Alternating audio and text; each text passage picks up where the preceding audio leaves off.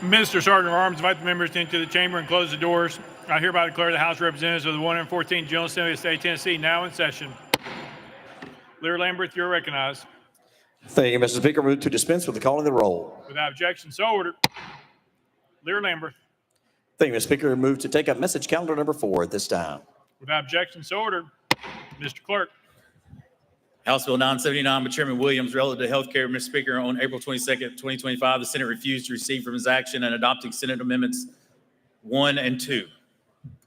Chairman Williams, you're recognized. Thank you, Mr. Speaker. I move to refuse to receive from our action non-concurrence in Senate Amendment number 1 and 2, and the conference committee be appointed to confer with like committee from the Senate to resolve the difference between the two bodies. Chairman Williams moves to refuse to receive from our action and non-concurring Senate members number 1 and 2, and that a conference committee be appointed to confer with a like committee from the Senate to resolve the differences between the two bodies. Properly seconded. Without objection, motion carries. I appoint the following members. Representative Williams as the chair, Representative Terry, Representative Farmer, Representative Martin of Carroll, and Representative Shaw.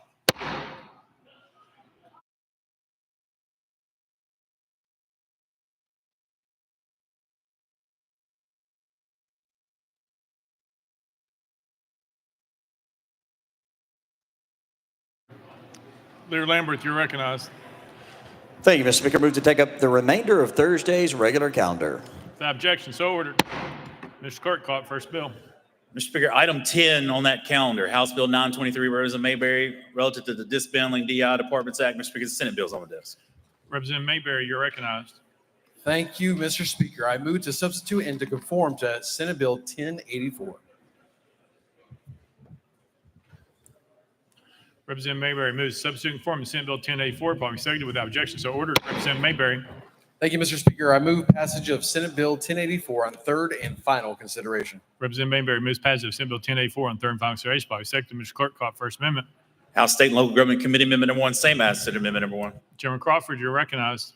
Thank you, Mr. Speaker. Same as Senate Amendment 1, move to withdraw. Without objection, amendment number 1 withdrawn. Next amendment, Mr. Clerk.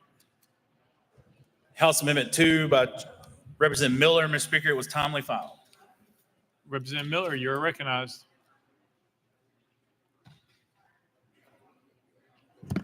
Pull it up. Let's pull it up. Oh, that's not it.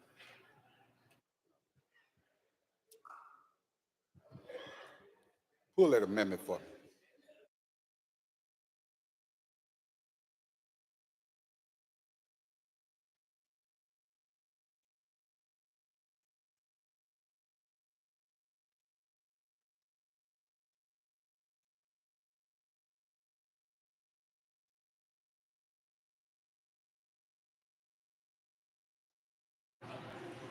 Representative Miller, you have an amendment.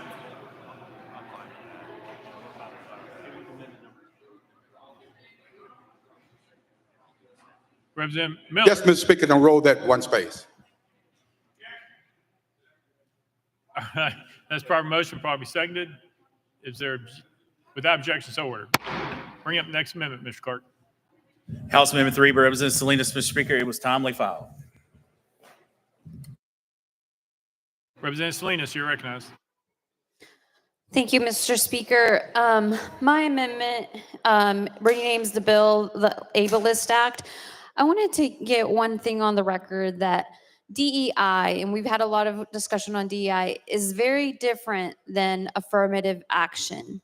DEI and departments of DEI do the work that they're working for workplaces, for schools, for departments, after people have been hired. It's not before.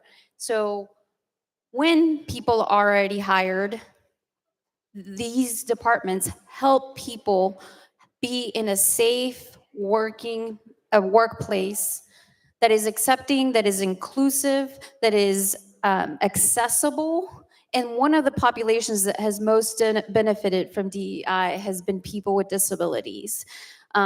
People with disabilities, just because you have a disability doesn't make you less than, it doesn't make you less prepared, less able to contribute.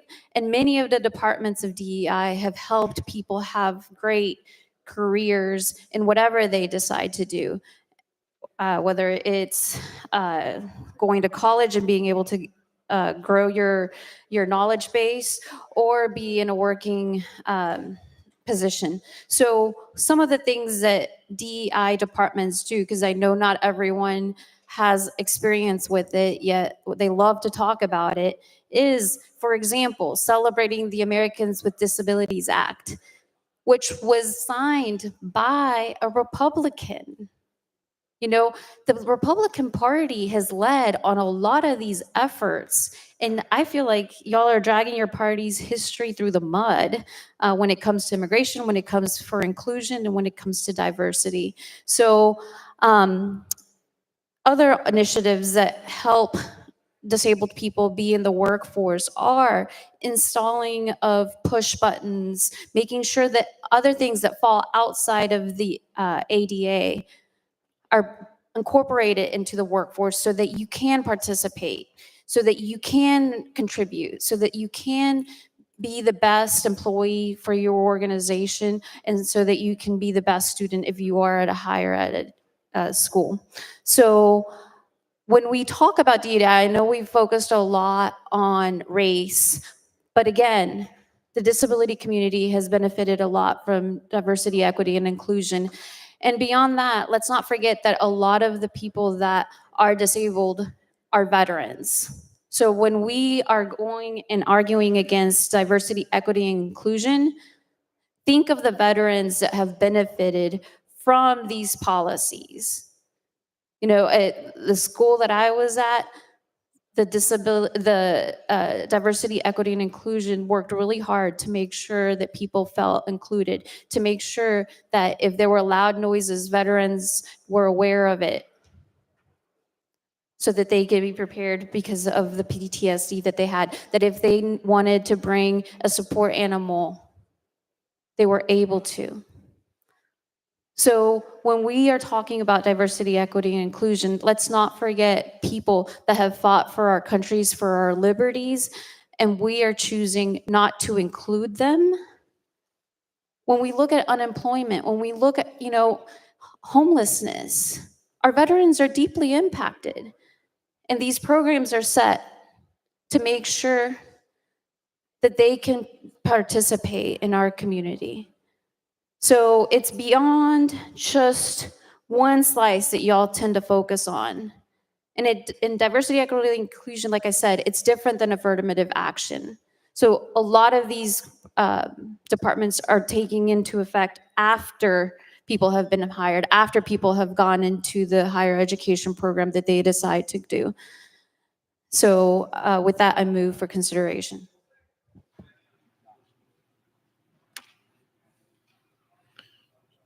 Move for adoption. Yes. Representative Mayberry, you're recognized. Thank you, Mr. Speaker. I move respectfully this amendment to the table. Proper motion, probably second part of the situation is Representative Salinas has moved adoption of amendment number 3. Representative Mayberry has moved that motion to the table. That cuts off all debate except that of the sponsor. Representative Salinas, you are recognized. Again, I think we're going backwards in history. And it's a shame. It's a shame because I feel like we were often the example of what it was like to value diversity, to value that everyone has something to offer. And we're going backwards. And it hurts me that this is the country that we're in and the state that we're in. Department of Situations, Representative Salinas has moved adoption of amendment number 3. Representative Mayberry has moved that motion to the table. We're voting on the tabling motion. All those in favor, vote aye when the bell rings. Those opposed, vote no. Has every member voted? Does any member wish to change their vote? Mr. Clerk, please take the vote. Ayes 73, 22 nays. The ayes have it. The motion to adopt amendment number 3 is tabled. Next amendment, Mr. Clerk. Mr. Speaker, we're back to Amendment 2 by Representative Miller. Mr. Speaker, it's timely filed. Representative Miller, you're recognized. Thank you, Mr. Speaker, and thank you for giving me the opportunity to roll this one space. I was trying to actually locate this amendment. Amendment number 2. Department of Human Resources shall provide an annual report to the Governor and the General Assembly of the number of male and female Caucasians, African Americans, Latinos, Asians, and other demographic groups who are hired or terminated based on merit during the previous year. The first report must be submitted on or before July 1st, 2026, and each July thereafter. I've been a part of this legislation from the beginning.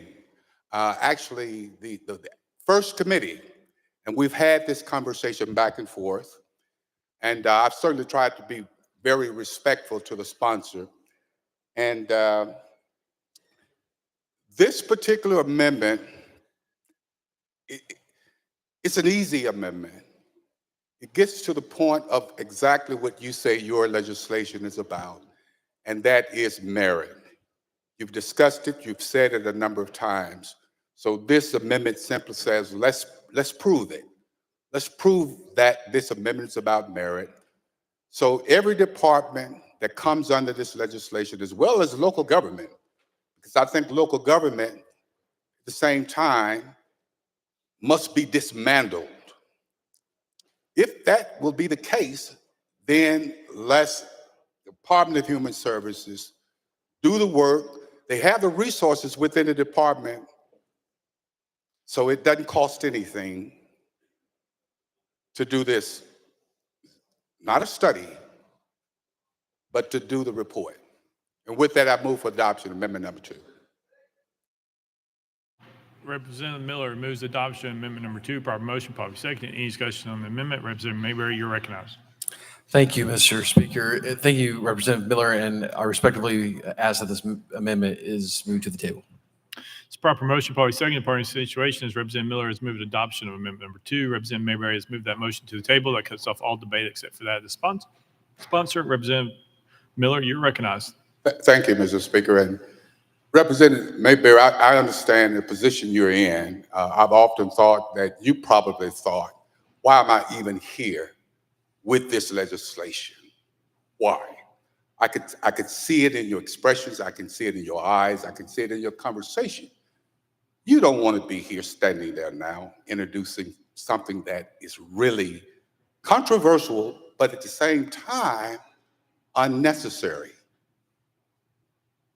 I've been trying to figure out, why are we here? Who brought this legislation to you? Why did you accept it? And why is it so controversial? So I've had an opportunity to speak to some of my members, my Republican colleagues.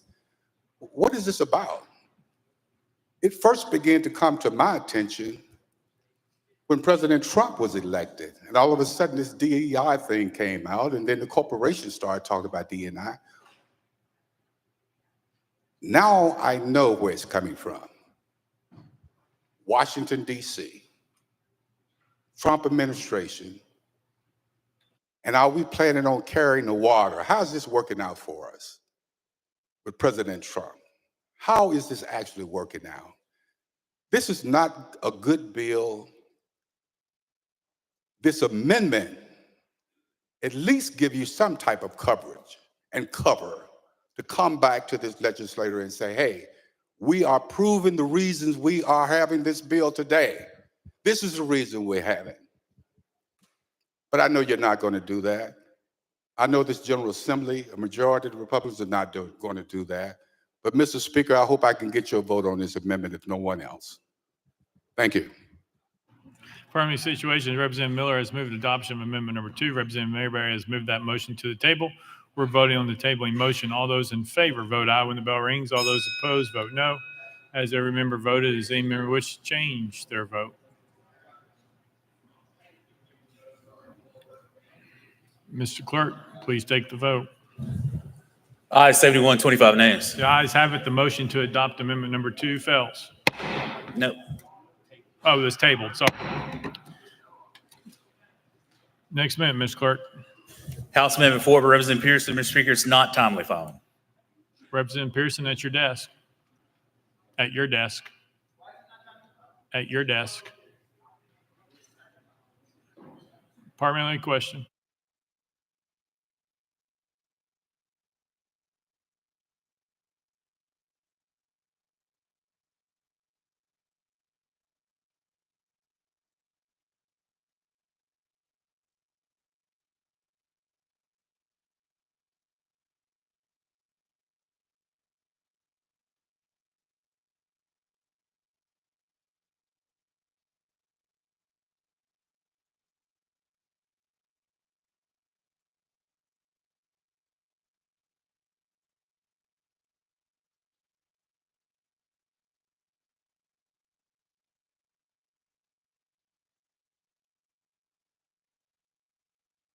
Mr. Clerk.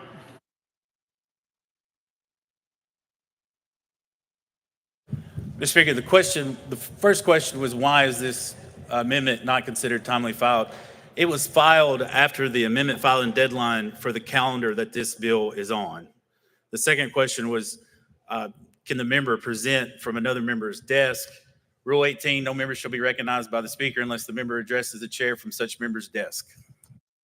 Representative Pearson, you recognize. Thank you. This is an amendment to label this what it is, a racist act that is being perpetuated by a body that is supporting white supremacy and racism in the state of Tennessee. This legislation discriminates in its actions against people without recognizing the historicity of our cities, of our state, and of our country. You cannot pretend, as you are seeking to do with this legislation, Representative Mayberry, that the issues of racism and white supremacy are not existing in public education, as this legislation is saying, does not exist in state government, as this legislation is saying. This is a racist act, and the people who support and propagate it are participating and continuing a horrible, horrendous, abhorrent legacy of racism, using legislation and policy to bludgeon the reality of the existence of people who continue to deal with the racism that you perpetuate. And so with that, I move for consideration. You've heard the motion, probably seconded. We're voting for consideration of amendment number 4. All those in favor of considering amendment number 4, vote aye when the bell rings. Those opposed, vote no. Has every member voted? Does any member wish to change their vote? Mr. Clerk, please take the vote. Ayes 24, 72 nays.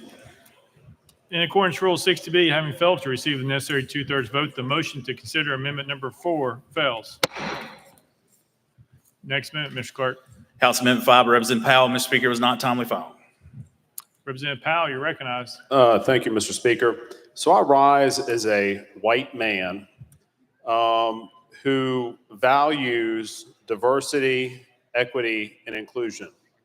I think it's really important that we have a state, that we have counties, and we have municipalities that look like the people that we serve. And so the purpose of my amendment is to have a report that each of these entities that would be impacted by this submits back to us so we can know that we are continuing to uphold diversity, equity, and inclusion in our state. And I remind members that would include race, ethnicity, sex, and age under this. And I think it's very important to have these values as a state and as local governments. And so with that, I move consideration. You've heard the motion, probably seconded. We're voting for consideration of amendment number 5. All those in favor of considering amendment number 5, vote aye when the bell rings. Those opposed, vote no. Has every member voted? Does any member wish to change their vote? Mr. Clerk, please take the vote. Ayes 23, 73 nays. In accordance with Rule 60B, having failed to receive the necessary 2/3 vote, the motion to consider amendment number 5 fails. Next amendment, Mr. Clerk. House Amendment 6 by Jones and Davison. Mr. Speaker, was not timely filed. Representative Jones of Davison, you're recognized. Thank you, colleagues. I had a list of cases from your school districts of racism against students in Hawkins County, at ETSU, at MTSU, but I only have a minute, so I decided I'm not going to go through this list because there's nothing that will move this body. Instead, I want to say something that as I was walking into this chamber today, I passed the statue of Samson Keeble, the first Black lawmaker to walk in this building, and I walked by and I said, you know, what was it like for him to walk into a building right after slavery, to face people like you, Representative Mayberry, who thought he did not belong here, who thought that he was separate and unequal, that he did not deserve to be here.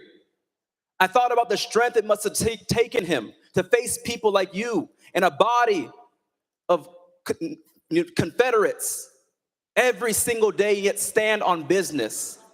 And so we will continue to resist this attack to dismantle civil rights. This bill is shameful, you know it is, and I hope your children see that they deserve better example than you.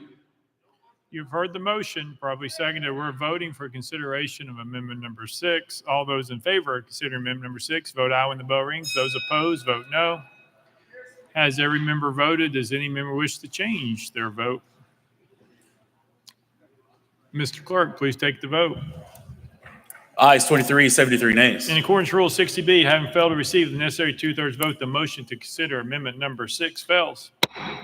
Next amendment, Mr. Clerk. Mr. Speaker, no further amendments. Representative Mayberry, you are recognized. Thank you, Mr. Speaker. Senate Bill 1084 eliminates departments that promote or acquire discriminatory preferences. I renew my motion. Representative Mayberry renews his motion. Leader Camper, you're recognized.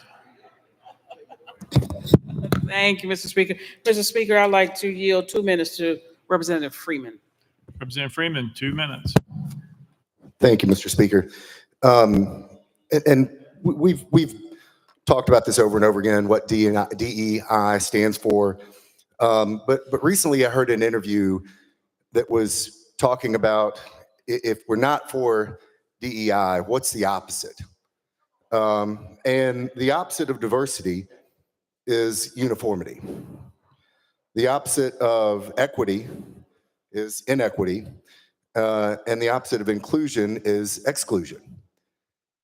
And so if we're saying that we don't like DE&I, are we saying that we like these other things? And as my colleague said a second ago, you know, I stand here as a white man as well. The system helps me and you. We have DE&I because we didn't have an inclusive and an equitable workforce. We didn't see other voices, other faces. And it's important for us to have diversity. Would you agree with that? Representative Mayberry. Thank you, Mr. Speaker. Listen, diversity, people from all kinds of backgrounds, equity, fairness, inclusion, to include all, that sounds great, but that's not what it really is it? DEI is about lifting up a group of people above another group of people. Equity is a guarantee of outcomes without considering input. Another word for that is discrimination. Identity-based politics are aimed at segregating and separating people into groups. This is ideological by nature and it's wrong. And we're going to lead the way in Tennessee to stop these discriminatory practices. Representative Freeman. That's a great speech. But the reality is that it's not doing that. It's not doing what you're saying. It's helping people. Leader Camper.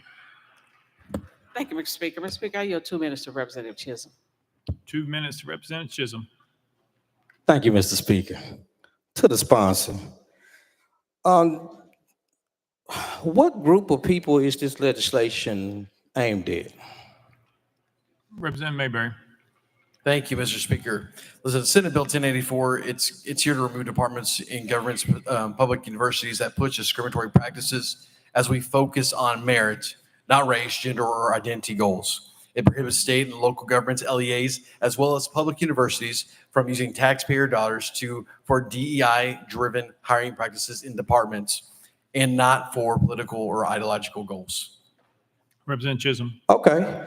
So do you believe that being intentional about diversity is divisive? Representative Mayberry. Thank you, Mr. Speaker. This bill is pro-equality and not anti-diversity. We welcome diversity, and it will happen naturally through fair hiring practices. That what we oppose are focusing on hiring goals in departments that push these ideological mandates. True fairness means that every applicant, no matter what their background is has an equal shot based on qualifications, not their identity. To quote Dr. Carol Swain, we can have diversity without discrimination. Representative Chisholm. Thank you. So I'll give you a couple of stats. Currently in the state of Tennessee, 88% of state contracts and local contracts are by white men. Also, 1965, I believe, we got our first black legislator after 1889.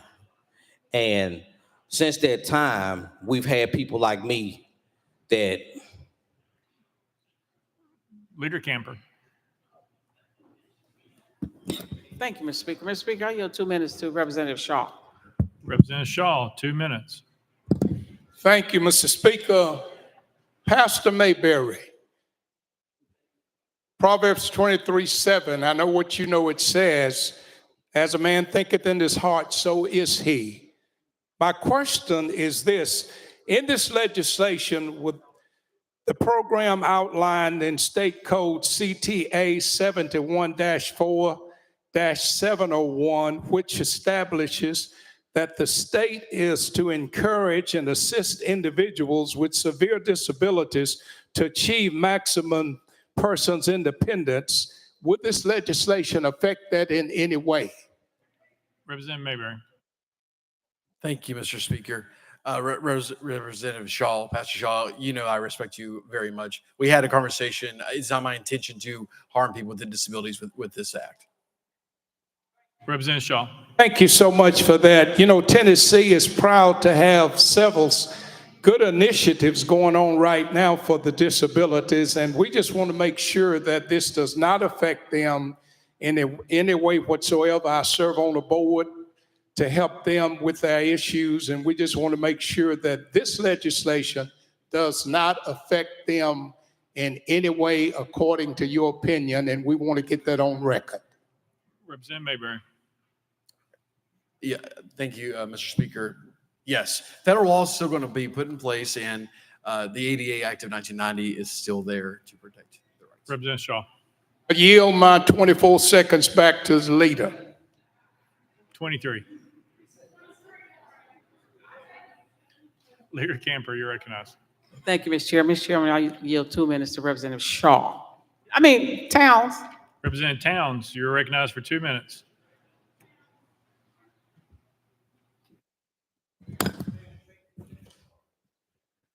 Mr. Speaker, thank you. Ladies and gentlemen, when you talk about DEI, you have to talk about how we got here. History of this country and prior to dictates historically that we got here because of all the oppression, slavery, because of all the oppression during Jim Crow, because of all the oppression with the White Citizens Council, because of all the oppression with KKK, because of all the things that suppressed the right to vote for people in this community. This DEI and affirmative action was simply a measly attempt to right the wrongs, the sins of your fathers, a measly attempt. In my community, we call it DE-lie, because that's all it's done is lie. DE-lie, the same with affirmative action, DE-lie, because it's not helped the people that have been offended. It never has helped black folk at all. Never has, one iota. It's an attempt to put a Band-Aid on your deep scars, your deep wounds, and make yourself feel good, because it does not make us feel good at all. I don't know of any black man that's gotten a job that he didn't deserve. We don't get hired like that. They don't hire us like that. It does not happen, okay? So this farce that we're playing today to hurt people is going to be the same thing that it was during the time of Pharaoh. It's going to backfire. The blood over the door is not going to help you. Because what you're doing is attempting to do it to some people, but you're doing it to yourself. It's going to backfire on you and this country because it's not right. So what happens after this program is implemented, that 95% of the workforce is all white men? What do you do then? What's your answer? Representative Mayberry. Thank you, Mr. Speaker. I thank you for bringing up the wrongs of the past, because I believe they were wrong. As you and I sit here today and discuss these wrongs in the past of these the wrongs of the past and the discrimination efforts of. That's the time. My apologies. Leader Camper, you're recognized. Thank you, Mr. Speaker. Mr. Speaker, I yield 2 minutes to Representative Dixie. Representative Dixie for 2 minutes. Thank you, Mr. Speaker. And you made the comment that it's going to happen naturally. And if it happened naturally, there would be no reason for the Civil Rights Act of 1964. It's been apparent that we have to force change to happen. Positive change doesn't happen unless it has to happen. And we're sitting here as a body contemplating this bill is ridiculous. I hate that we're here. This really looks into the hearts of men right now. We do a lot of guys under the name of Christianity, and we have a lot of racism that goes on. And I'm asking you to think about what this vote represents and who supports this bill. There are hate groups that advocate for this. Think of the name and the disgusting nature that is called dismantle the DEI Act. There are hate groups who support this bill. Proud Boys, the Ku Klux Klan. And if you vote with this bill, guess who you'll be voting with and supporting? So that's who you'll be supporting. And we hate to be called racist in here, but we bring these type bills. We have a bill that we passed that would make it a little difficult to get the Confederate flag out of a seal. Do you know how offensive that is to still have to deal with that in this day and age? And you have the audacity to say that everything is equal and we're on a level playing field. That is the farthest from the truth. You should be ashamed to call yourself a pastor. You should be ashamed for bringing this bill, for making us have to deal with this. You should just be ashamed of yourself. It's ridiculous. And I am appalled that I'm even here to have to stand up to defend this. Just absolute ridiculous. Leader Camper, you're recognized. Thank you, Mr. Speaker. Mr. Speaker, I yield 2 minutes to Representative McKenzie. Representative McKenzie, you're recognized for 2 minutes.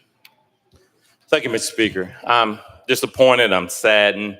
I'm going to tell a story. My father worked for the Department of Human Services for 35 years. He's a huge smoker. He wore a suit and tie every day up until he retired. Oh, and in 1995, he retired, kept all the suits in the closet, closed those up, just really never used them again, and died in 2017. 25 years later, 2020, I started cleaning out his closet. Still smelled of smoke. As Reverend Love puts it so eloquently, that's the vestiges. That's the vapor. Still there 25 years later. The residual smoke, it's still in the clothes, it's still in the closet. What am I saying? You're mistaken if you think, as Rep. Town said, that any black man has gotten a job for nothing but his ability. It doesn't happen. But what you're telling us today is we're there. We're not. I'll say it over and over again. We're not there yet. You don't understand how hard it is, how hard it was for 35 years for me. Retired in 2023. You don't understand the hurtfulness, the harm that this bill does to your supermajority. Are you diverse? No, you're not, because you're not intentional as a supermajority. This is what you're going to get if you leave friends to hire sons to hire daughters. It's not when you're washing the clothes, it's not the water that does the cleaning. It's the agitation. It's the agitation that cleans the clothes. You have no agitation if you're just sitting there, it's just stinky water. That's what this bill is trying to do. Leader Camper, you're recognized. Thank you, Mr. Speaker. Mr. Speaker, I'll yield 1 minute to Representative Jones. 1 minute to Representative Jones of Davison. Thank you, colleagues. In 2019, an ETSU student was put on trial for showing up to a rally of black students wearing a gorilla mask, carrying bananas, a rope, and a sack emblazoned with the Confederate flag.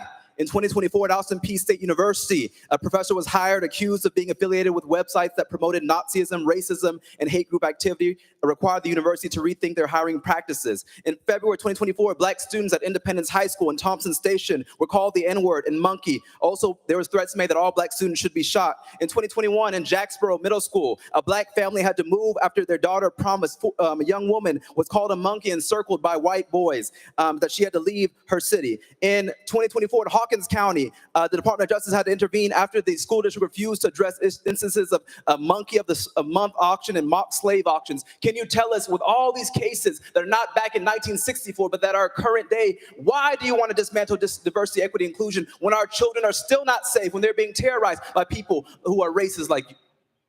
Leader Camper, you're recognized. Thank you, Mr. Speaker. Mr. Speaker, I yield. Thank you. I yield a minute to Representative Parkinson. Representative Parkinson, 1 minute. Thank you, Mr. Speaker. I was hired as 2 of 9 firefighters on Shelby County Fire Department. I worked my way up. They gave us a test. I tested for lieutenant. They changed the policy that said we're going to promote straight down the list based on merit. I placed number 18 on the list only to find out that the white firefighters had a copy of the damn test. When we found that out, we told Harold Ford that this was happening. He made us retest through Memphis Fire Department, who are already under a decree because of the same thing. When we retested, guess who placed number 4 on the test? Guess who got promoted to lieutenant? Only because they had already set the policy. They had to go straight down the list. But when they were found to be cheating, they got their butts kicked on that test because they really did not deserve it. True story. Leader Camper, you're recognized. Thank you, Mr. Speaker. I'd like to yield him another minute, Representative Parkinson, so he can conclude. Representative Parkinson, 1 minute. Thank you, Leader. This goes to show you why these policies are needed. I'm looking at the state contracting. Less than 4% of all of the billions of dollars that have been spent by the state of Tennessee, $56 billion budget, less than 20%. So are you telling me that all of that 88, 90% of those individuals are better than that meager 10 or 20% of individuals? Absolutely not. This is why we have it. It is not to put another group above another one. It is simply to show you that we exist. It removes the invisible cloak from veterans, from disabled individuals, Black people, women, and others. We exist. We take up space. Leader Camper, you're recognized. Thank you, Mr. Speaker. Mr. Speaker, I yield 3 minutes to Representative Love. Representative Love, 3 minutes. Thank you, Leader. Members, when laws are passed, they often have an impact beyond their printed words. We saw this happen when our legislation around CRT was passed, and what we found was, beyond the printed words, teachers across the state were concerned about what they could teach. They were wondering if what they were going to teach was going to violate the law.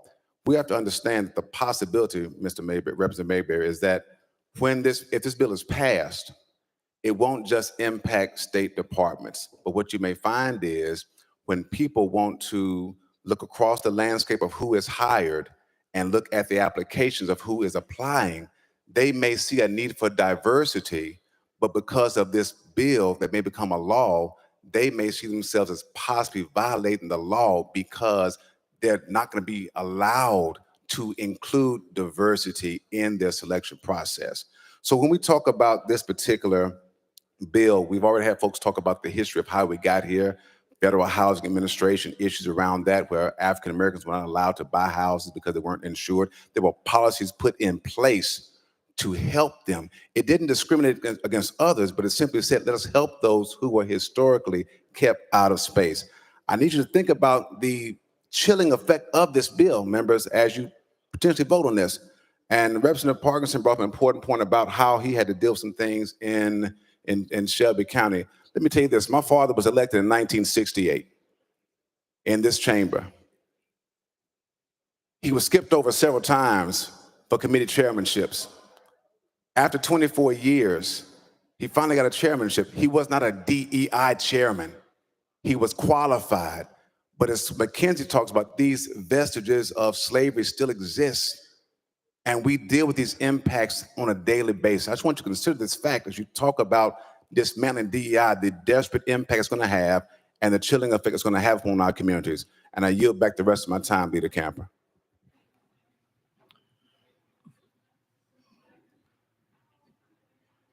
Leader Camper, you're recognized. Thank you, Mr. Speaker. Mr. Speaker, I'll yield 2 minutes to Representative Pearson. 2 minutes to Representative Pearson. Representative Pearson. Thank you. Again, this is a racist act. The participation and the promulgation of this legislation and you all's participation in it by continuing to advocate for it or support this legislation does make you racist and participants in white supremacy that tries to deny the reality of the lived experiences of people of color, of Black folks, of people of different genders, gender expressions, and identities. This ignores the reality that to have a functioning pluralistic democracy requires people's individuality not to be separated or segregated, but to be celebrated. And this legislation separates all of the reality of our lived experiences just for political talking points and political gamemanship. Let's be honest about why this legislation is here in this moment in time. See, I remember when this body passed legislation against the use of ESG by corporations. I was here when the Divisive Concepts Bill was passed. We have been tracking our way consistently to eroding the voices, the lives, the lived experiences of people who are not white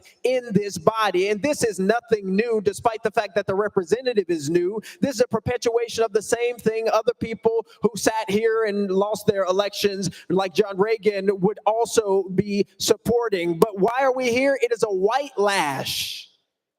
This legislation is called a white lash. Look it up for those who don't know. Anytime that there is momentum towards social progress in this country, white people in positions of power do what they must to try and retain power that they believe they've lost. So when there was progress seemingly after George Floyd's lynching, there's now this white lash. When there was progress after Reconstruction, there was the white lash of the KKK. This is not new. This is the same, and we've got to fight it with everything we can. Leader Camper, you're recognized. Thank you, Mr. Speaker. Mr. Speaker, I yield 3 minutes to Representative Hakeem. Representative Hakeem, 3 minutes. You are recognized. Thank you, Mr. Speaker. Colleague, I judge people based on what they do, not what they say, okay? It was said earlier, the Bible verse, Proverbs 23:7, as a man thinketh in his heart, so is he. What you truly think in your heart, I think you're expressing it. You actually believe what you're saying. And that's very unfortunate. And I want to get into what we call due process. This bill disregards due process and inflicts harm on people who are not favored according to this bill. An illustration of that is that if you deal with a professional soccer player and that player happens to look over the stands and near the front see three people there standing side by side, look the same height. But what he doesn't realize is one person is standing on a box. Another person is standing on two boxes. And the third person is just standing there. What we're saying is that all persons, if they're going to be equal, needs help and assistance. And what you are putting forward is to, in my view, not have equality of persons. You want to use fancy words to displace people. You attempting to play a game with words that impact people and do harm to people. And you, as a pastor, in my view, I'm a Christian too, you should be ashamed of that. Now, I would also say that why do people need help? They haven't had the same environment you've been in. You know, it may have been a country club, somebody knew somebody, helped you where you are today. It may be just a good friend got you in to where you're going. My content is that you didn't get where you are by yourself. Now, like you, I'm not perfect, but I always question my actions and strive to be better. By focusing on diversity, equity, and inclusion, we can create a state that values fairness and supports everyone's ability to succeed. I would ask you to please reconsider your actions because it will follow you. Thank you. Leader Camper, you're recognized. Thank you, Mr. Speaker. Thank you, Mr. Speaker. Mr. Speaker, I yield a minute to Representative Harris. Representative Harris for 1 minute. Thank you, Mr. Speaker. Sponsor, I've been in HR for the last 15 years of my life, and I'm originally from Arkansas. I wasn't born in Memphis. I moved to Memphis. I got to Memphis because I worked for a company. I'm assuming you could probably assume which company it was, the largest retailer. And when I worked there, I got promoted. Back then, we didn't have Zoom and all the other stuff that we were on, so I did a phone interview to get the job. When I got to Memphis and the person who was going to be over me saw me, she said, had I seen what you looked like, how young you were, I probably wouldn't have hired you. That was a problem.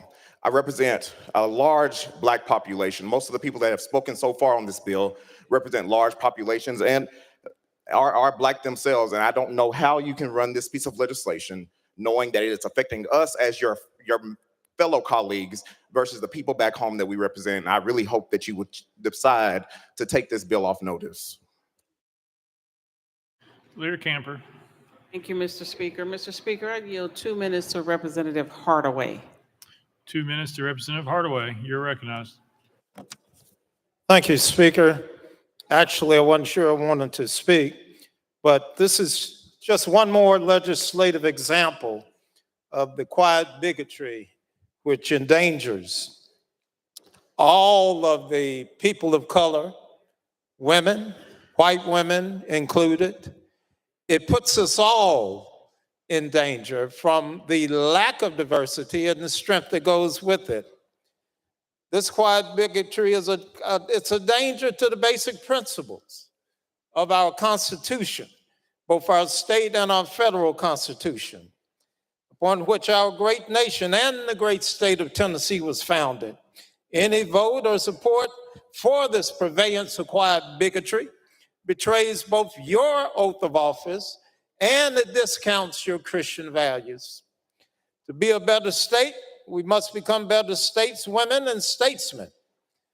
I offer special prayers for all of the gentle ladies, white, Black, and other women of color in the Tennessee General Assembly. I also offer special prayers, listen closely, for those African American Republicans, those who are so fearful of losing the white privilege that they enjoy, that they deny their African American heritage. Why? Because they recognize the fragility of white supremacy. I know most of you personally, and I know you aren't willing endorsers of this type of constitutionally offensive language.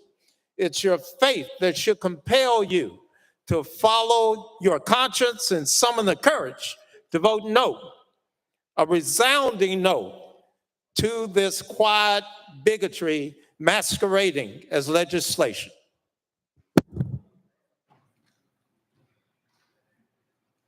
Leader Camper, you're recognized. Thank you, Mr. Speaker. Mr. Speaker, I'll yield the remainder of the time to Leader Camper. How about that? Sounds good. Leader Camper for, let's just let the clerk say how much time's left. Let's make sure we get it right. Okay. 5:15? 5 minutes, 15 seconds. All right, Leader Camper. All right, thank you, Mr. Speaker. Mr. Speaker, I rise with deep disappointment, hurt, and really what I feel is righteous anger. Last week, this chamber passed a bill that would have dismantled DEI,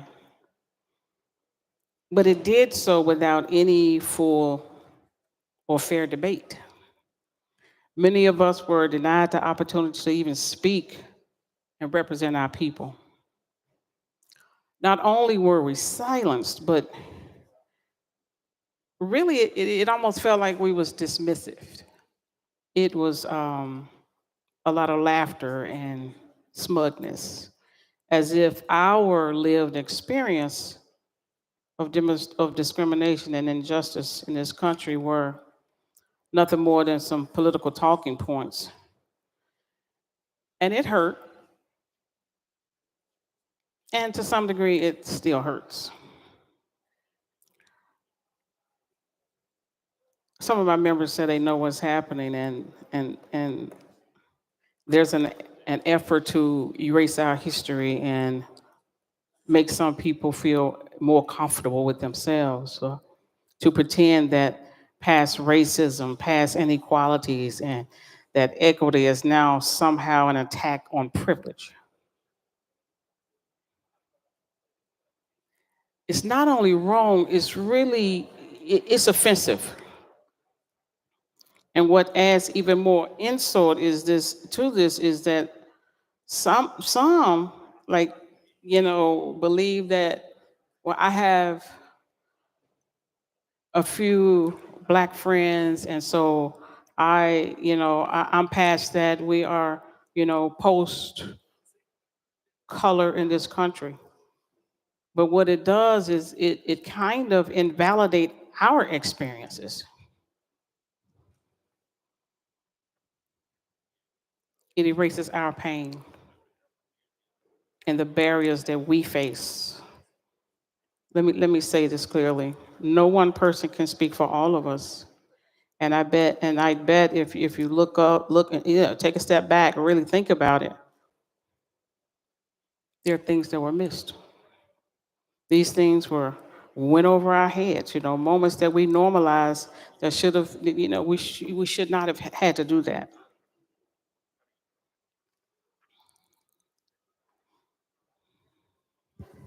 I spent 21 years in the military, really to defend our right to do exactly what we're doing. I come from a segregated childhood. I didn't come, all this way to just not move things forward for our people. We were elected to lead, not to deny the truth, and not to silence our pain, because sometimes that's what it feels like. We should be doing the hard work of healing and not deepening our wounds. Let me be clear, this legislation is really not necessary. There is no crisis of discrimination against the majority of state government. What this bill does is attempt to distract, divide, and diminish the very real work in ensuring fairness and equity for all. And I say this in the spirit of this actual season that we're in as we're celebrating Easter, the holiest of Christian days, where we reflect on sacrifice, truth, and resurrection. In the days to come, many of us across the world will honor the leadership of Pope Francis, who has just passed. But for me, I will continue to also defend the spirit of Christianity, not the version that has been twisted by some, but the faith that has called us to liberation, compassion, justice, and truth. A faith that teaches us to love our neighbor and seek righteousness, not just comfort. So I asked you, do not add insult to injury. Do not pass a law that just kind of soothes some egos at the expense of equity. stand on the side of justice. Mr. Speaker, if it's appropriate, I'd like to make a motion to move this Senate bill back to committee.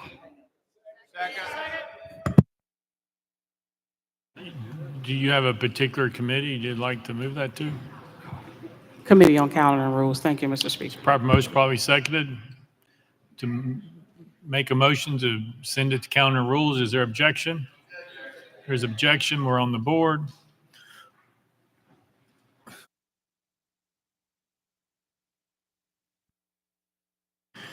We're on the board. A vote in the affirmative or a yes would send it to calendar and rules. A vote in the negative or no would not send it. Everybody understand? When the bell rings, a vote in the aye would be a vote to send it to calendar and rules. A vote in the nay would be not to send it to calendar and rules. All right, Mr. Clerk, take the vote.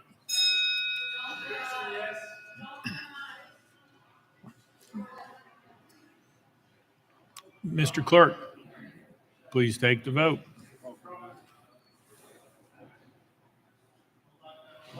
Ayes 24, 71 nays. Motion fails. All right, members, just so we can all be clear as we move through this process, I have allowed leniency in allowing you to vote outside your desk. On this vote, we're under Rule 29, which means if you're voting in yes or no, you're going to have to push the button from your vote. Otherwise, we will not register it.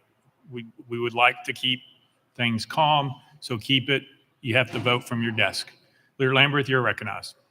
Thank you, Mr. Speaker. The House Republican Caucus is ready to vote, and I believe the member has a summation. Representative Mayberry, you have 2 minutes, right, Mr. Clerk? 2 minutes to close. Thank you, Mr. Speaker. Diversity, equity, and inclusion programs have gone beyond their original stated intent of promoting fairness and now enforce ideological viewpoints. They mandate identity-based hiring and using taxpayer dollars for using political ideology. The Supreme Court has ruled against race-based admissions. In fact, listen to Chief Justice's words. The way to stop discrimination on the basis of race is stop discriminating on the basis of race. And Tennessee must follow suit by eliminating these divisive and unnecessary policies and departments. It's time that we prioritize fairness and qualifications and give everyone an equal shot. The big problem in DEI is equity. We all love diversity. We all love including people. Equity is not equality. And it's not about treating people fairly or ensuring equal opportunity. If we're talking about including diverse groups of people equally, we wouldn't be having this conversation today. Equity in the context of DEI is essentially that everybody gets the same outcome.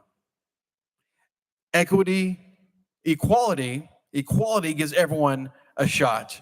Choosing to look at merit, a person's ability, skills, character, and achievements is what we're going to do here in Tennessee. Senate Bill 1084 is about fairness and opportunity and Tennessee deserves a system in hiring and education that is based on merit and not identity goals. If discrimination in the past is wrong, then discrimination today is wrong, period. We can have diversity without discrimination. That's what this bill is going to do. All right, we're voting. All those from your desk. All those in favor of House Bill 920. Mr. Trooper, please remove her as we're voting. All those in favor of House Bill 923 as amended, vote aye when the bell rings. Those opposed? Oh, sorry, Senate Bill 1084. Let me repeat. All those in favor of Senate Bill 1084 as amended, vote aye when the bell rings. Those opposed, vote no. Has every member voted? Has everyone voted? Does anyone wish to change their vote? Mr. Clerk, please take the vote. Ayes 72, 25 nays. Senate Bill 1084, having received the Constitution majority, I hereby declare it passed without objection. The motion to reconsider is tabled. Leader Lamberth, for what purpose? Thank you, Mr. Speaker. Move to take up today's regular calendar 1. Mr. Clerk.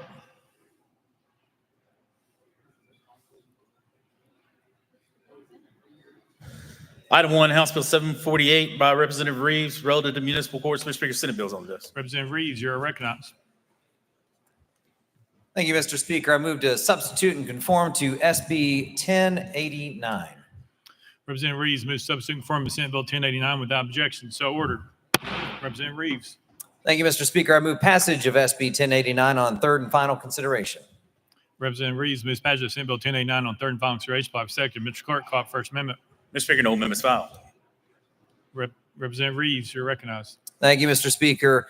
Mr. Speaker, in 2004, this legislature passed the Municipal Court Reform Act to make sure that, among other things, our municipal judges and clerks across Tennessee were properly trained, aiming for fair and knowledgeable local courts. As part of that act, a $1 fee was added to municipal court cost to fund that training, paid by offenders, not taxpayers. 20 years later, inflation has cut that dollar's value down to about 60 cents.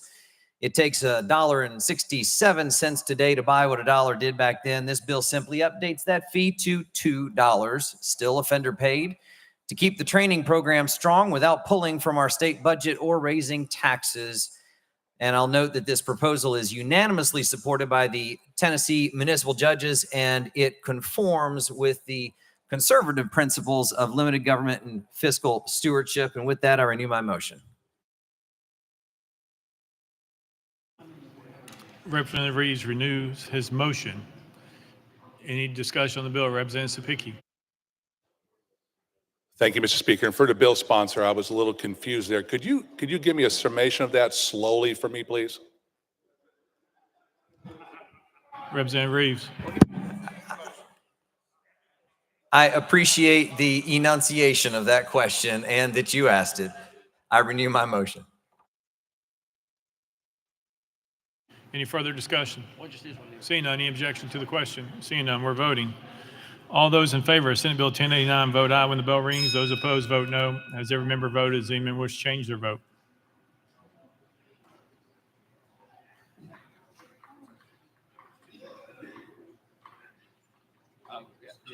Yeah, that's a good point. Okay. Mr. Clerk, please take the vote. Ayes 79, 19 nays. Senate Bill 1089 and received constitutional majority. Hereby declare passed by objection. Most reconsider table. Leader Lamberth, for what purpose? Thank you, Mr. Speaker. I move to take up House message calendar, the remaining House message calendars at this time. Without objection, so ordered. Mr. Clerk.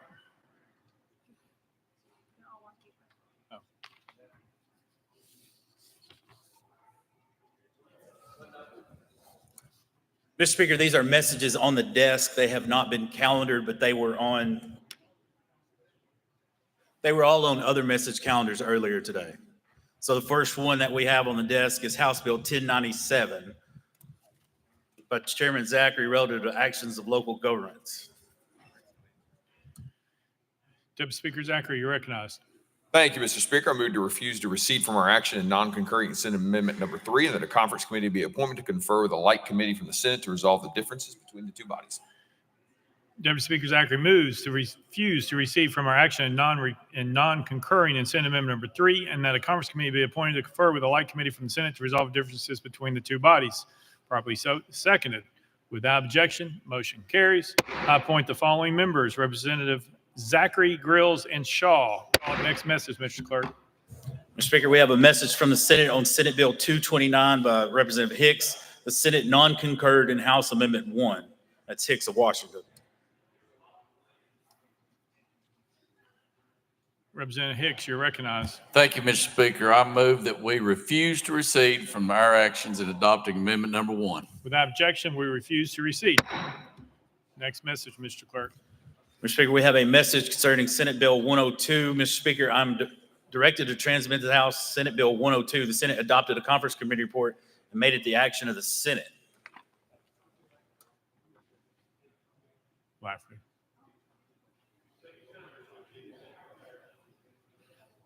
Chairman Lafferty, you're recognized. Thank you, Mr. Speaker. Move that we adopt conference committee report, make it the action of the House. And what that would end up being is we are going to renew Launch Tennessee for 2 years. Chairman Lafferty moves to adopt the Conference Committee report and make it the action of the House. Any discussion? Seeing none, any objection to the question? Seeing none, all those in favor of the Conference Committee report vote aye when the bell rings. Those opposed vote no. Has every member voted? Does any member wish to change their vote?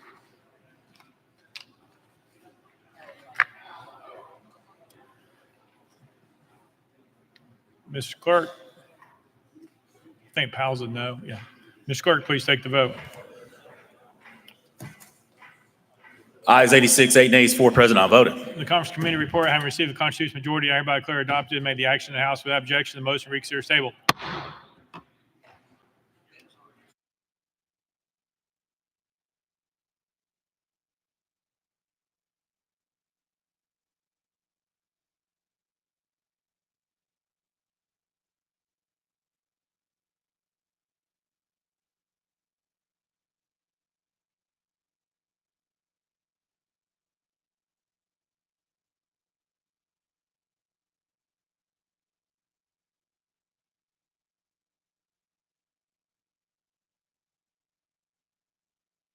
Mr. Lambert, you're recognized.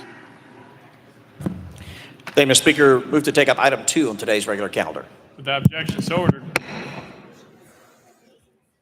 Representative Powell, you're recognized. Thank you, Mr. Oh, I'm Speaker. sorry. Hang on. I'm sorry. I shortcutted this right there. Mr. Clerk, you're Mr. recognized. Speaker, House Joint Resolution 672, Representative Powell and others, a resolution to recognize the inaugural Broadway Block Party in Nashville. Representative Powell, you are recognized. Thank you, Mr. Speaker. I move adoption of H.R. 672. Representative Powell moves adoption. Properly seconded. Mr. Clerk, any amendments been filed? Mr. Speaker, no amendments filed. Representative Powell, you're recognized. Thank you, Mr. Speaker. On August 31st of this year, the state of Tennessee is going to host the first triple header collegiate volleyball tournament. It's going to be held here in Nashville. The first match is going to be between the defending SEC champion Kentucky Wildcats. They are going to play Nebraska Cornhuskers.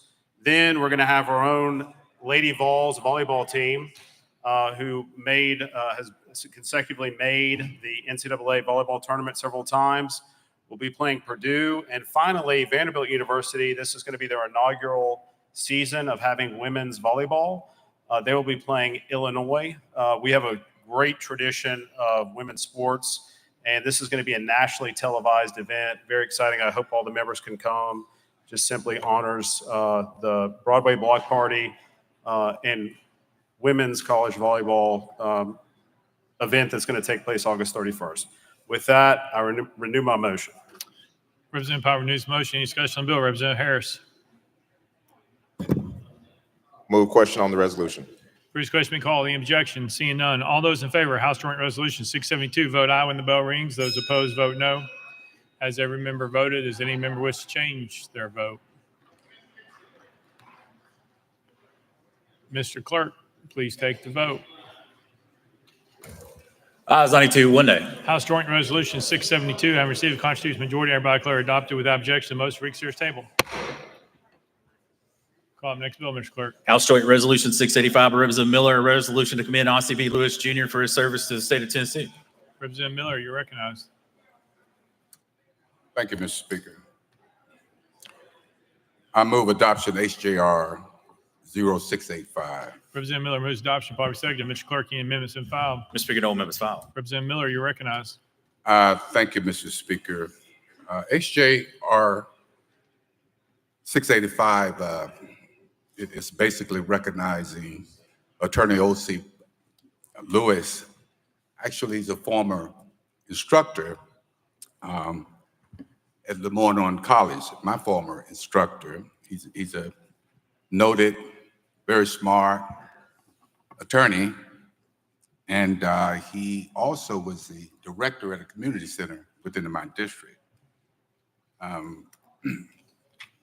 good man, smart man, very dedicated to his community. So with that, Mr. Speaker, I move. Representative Miller renews the motion. Any discussion on the bill? Representative McKenzie. Thank you, Mr. Speaker. Question on the bill. Question been called. Any objection? Seeing none. All those in favor of House Joint Resolution 685 vote aye when the bell rings. Those opposed vote no. Has every member voted? Does any member wish to change their vote?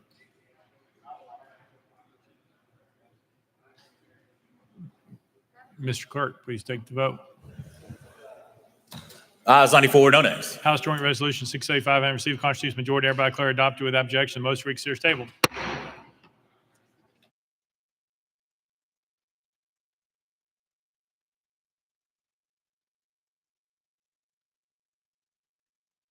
Lear Lambert, you're recognized. Thank you, Mr. Speaker. Move to take up the remaining consent calendar. 4. Proper motion, probably seconded. Any objection? Without objection, so ordered. Chairlady Moody, you're recognized. Thank you, Mr. Speaker. I move passage of the consent calendar number 5, excuse me. 4. I'm going to quit looking at everybody. And consent calendar number 4, in consideration in keeping with Rule 50. Chairlady moves passage of the consent calendar, probably second. Mr. Clerk, any objections been filed? Mr. Speaker, no objections filed. Anyone seeking recognition on the consent calendar?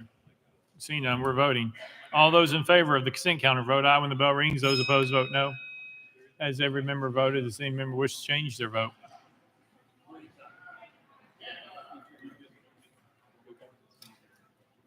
Mr. Clerk, please, Harris, aye. Mr. Clerk, please take the vote. Ayes 92, no nays, 4 present, on voting. Having received a constitutional majority, I declare consent calendar passed by objection. Most reconsider is tabled.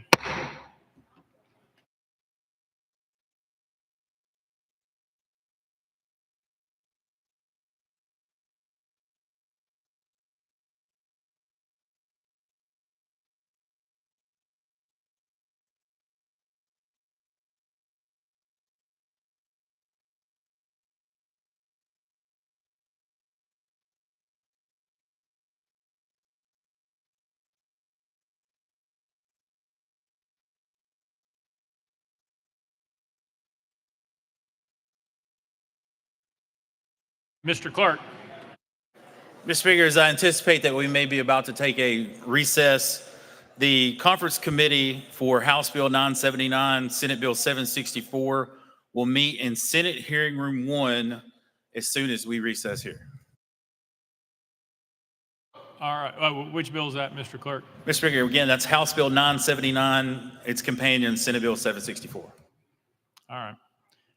Members, so just so you know, we're finished with all bills, all consent at this point, unless somebody here decides they want to do something else on consent. And then we have a couple of conference committees that are out that we would be waiting on. Chairman Clemens. Thank you, Mr. Speaker. I know I'm out of order. I just wanted to acknowledge the passing of a leader in our community here in Nashville, Mr. Travis Collinsworth. He's a co-owner of the 5 Spot over in East Nashville in Representative Baines' district. He was a pillar of the music community here in Nashville as both a musician and a co-owner of the 5 Spot. And importantly, he was a fierce advocate of independently owned music venues, which are rapidly diminishing in our city and in our state. So right now, the music community and other independent venue owners and a lot of people from Nashville are convening at this moment at the 5 Spot to honor his memory. And I'm so honored to be able for us to do the same. So if you join me in a moment of silence. Thank you, Mr. Speaker. Thank you. Lear Lambert, you're.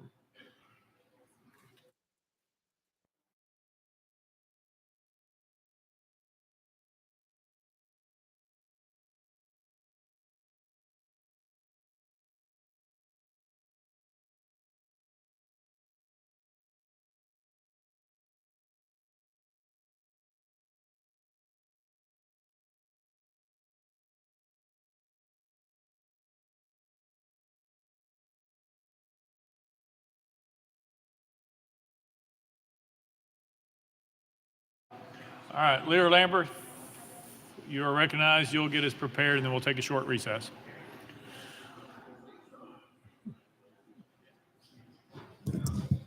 Members, do not leave yet. We are not adjourning right now. However, the end is in sight, okay? The runway is in sight. The wheels are down. The flaps are out. We have the adjournment resolution ready, and I'm about to suspend the rules to take it up. Again, we are not adjourning right now. We will recess, I think, until 5:30, and then complete our business. But with that, Mr. Speaker, I move that the rules be suspended for immediate introduction and consideration of HJR 707. Mr. Clerk, please read the caption. A resolution to provide for the adjournment of the 2025 session of the 114th General Assembly. You've heard the caption. Any objections? Without objections, rules suspended. Leader Lambert. Thank you, Mr. Speaker. Move adoption of HJR number 707. Leader Lambert moves adoption of House Joint Resolution 707, probably seconded. Any objection to the question? Seeing none. All those in favor of House Joint Resolution 707 say aye. Aye. All those opposed. That wasn't enough. All those in favor say aye. There you go. All those opposed say no. I hereby declare adopted without objection. Most reconsider table. Leader Lambert. Thank you, Mr. Speaker. I move that we stand in a brief recess until 5:30 to get the conference committee report. Without objection, we're in recess till 5:30.